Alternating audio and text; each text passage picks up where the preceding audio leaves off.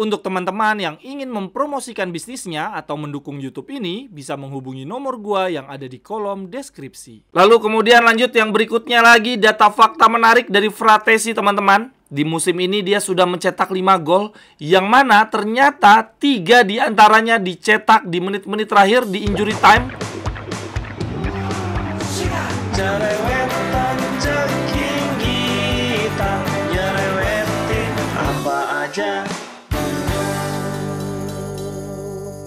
Teman-teman yang sedang kalian saksikan saat ini adalah Cerewetin Inter. Apa kabar teman-teman semua? Semoga dalam keadaan sehat. Selamat Hari Raya Idul Fitri untuk teman-teman yang merayakan. Mohon maaf lahir dan batin. Jangan lupa loh teman-teman, ikutan giveaway berhadiah food card dengan lambang Inter Scudetto yang ke-20. Food card tuh kayak hiasan dinding yang ada di belakang gua. Untuk bisa menang giveaway, caranya gampang banget. Cukup dengan menebak di partai mana, melawan siapa, Inter memastikan diri membungkus Scudetto ke-20. Untuk informasi lebih lanjut bisa langsung lihat aja di Instagram gue @cekinggita. Cerewetin Inter hari ini teman-teman, seperti biasa pasca pertandingan gue akan bacain statement-statement menarik dari konferensi pers. Tetapi sebelumnya gue mau bacain dulu nih beberapa fakta data menarik dari partai melawan Udinese. Yang pertama, player ratings teman-teman, penilaian pemain ya dari 2 media besar Italia, Gazzetta dan Corriere.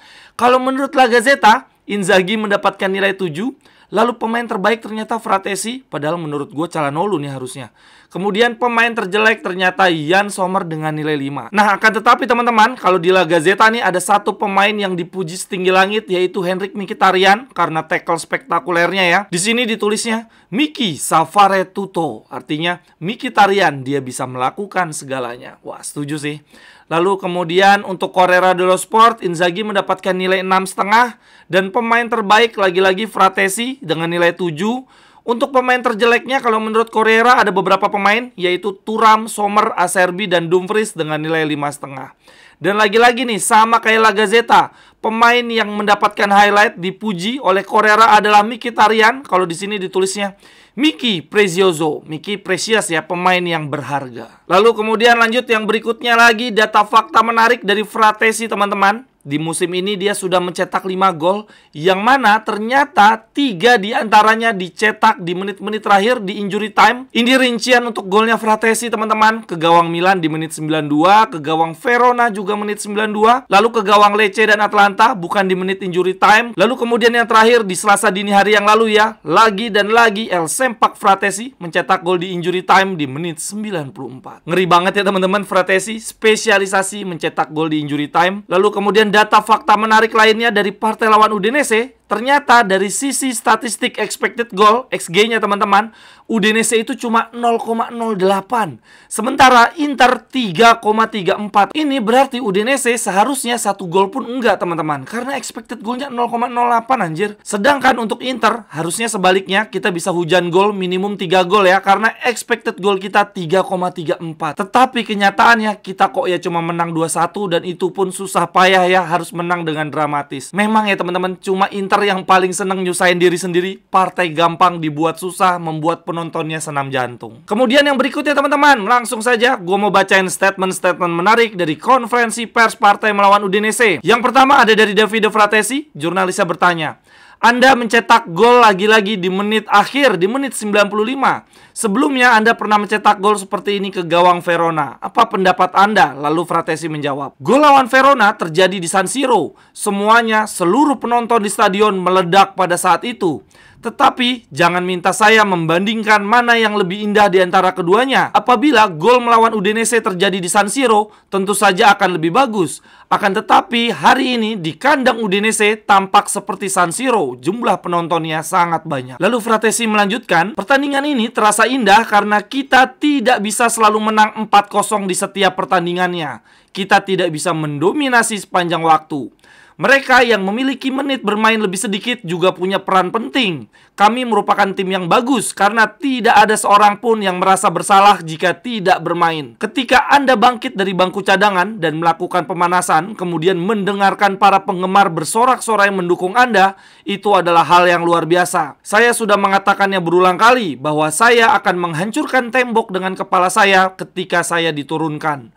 Dukungan dari para penonton di stadion benar-benar menyuntikkan semangat bagi saya. Itulah rahasia penampilan saya. Lalu kemudian jurnalisnya bertanya lagi, setelah pertandingan terlihat para pemain melakukan selebrasi kemenangan. Apakah itu artinya merayakan Scudetto? Lalu Fratesi menjawab, tidak sama sekali. Ini hanya sedikit euforia atas kemenangan yang datang dengan dramatis.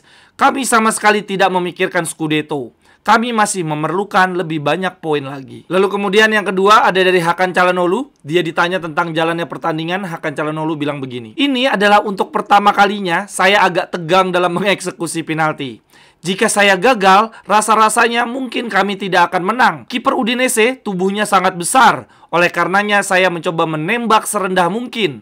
Ketika gol itu datang, ketegangan pun hilang. Kami sedikit gugup, namun kami lapar akan kemenangan. Anjir, Çalhanoğlu aja deg-degan, apalagi kita yang nonton ya teman-teman. Untung bukan Lautaro yang ngegolin. Nah, dari statement ini sebetulnya kita bisa belajar ya bagaimana cara Hakan Çalhanoğlu berpikir. Jadi kalau kipernya tinggi besar, maka Çalhanoğlu shootnya akan bola-bola rendah ya, bola-bola mendatar. Nah, yang kayak gini ini nih harusnya Lautaro Martinez belajar ya dari Hakan Çalhanoğlu. Kalau si Lautaro kan malah aneh ya.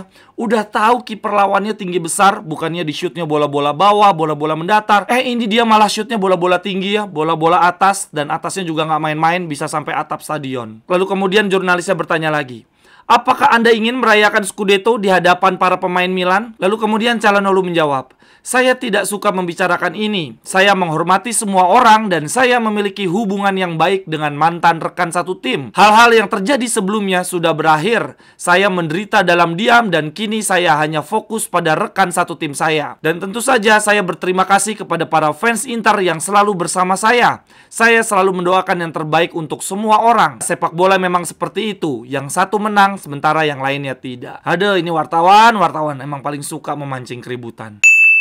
Teman-teman yang ingin membeli jersey Inter, jersey home, away, jersey ketiga, atau bahkan jersey transformer dengan harga terjangkau dan sekaligus turut membantu mengembangkan, mendukung YouTube Cerewetin Inter, silakan membeli di akun Tokopedia dan Shopee gue ya. Jersey-nya bisa custom nama dan juga nomor punggung, atau kalau teman-teman mencari jersey Inter di tahun-tahun lawas dan juga jersey klub-klub lainnya, bisa juga. Silakan langsung aja ya, cek kolom deskripsi, di situ ada link untuk pembelian jersey dan juga kontak gue. Terima kasih. Lalu kemudian yang berikutnya lagi ada statement dari pelatih terbaik di dunia, Inzaghi. Dia bilang begini, saya mendengar beberapa kekhawatiran terhadap babak pertama Inter. Namun perlu diingat, Udinese tidak pernah memasuki area penalti kami di babak pertama. Kebobolan yang kami terima adalah karena error kami sendiri. Dan juga kami menghadapi kiper Udinese yang tampil sangat baik di babak pertama.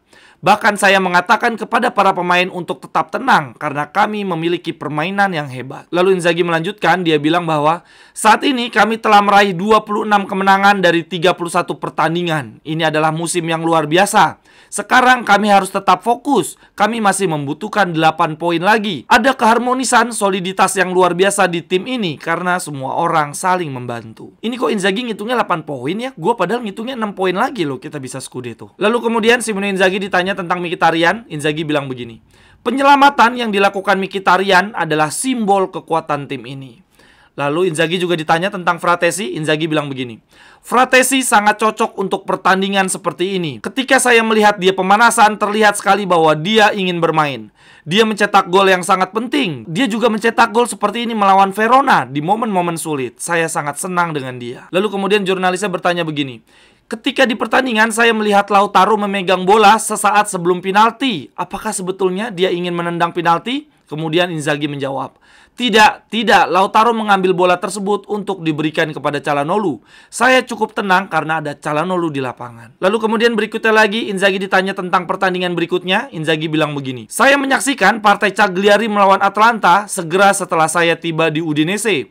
Kemudian kita akan melihat lagi dan mempelajarinya di lain waktu. Sebagai informasi aja teman-teman, di Giornata ini, di weekend kemarin ya, Cagliari mengalahkan Atalanta, anjir bisa kayak gitu.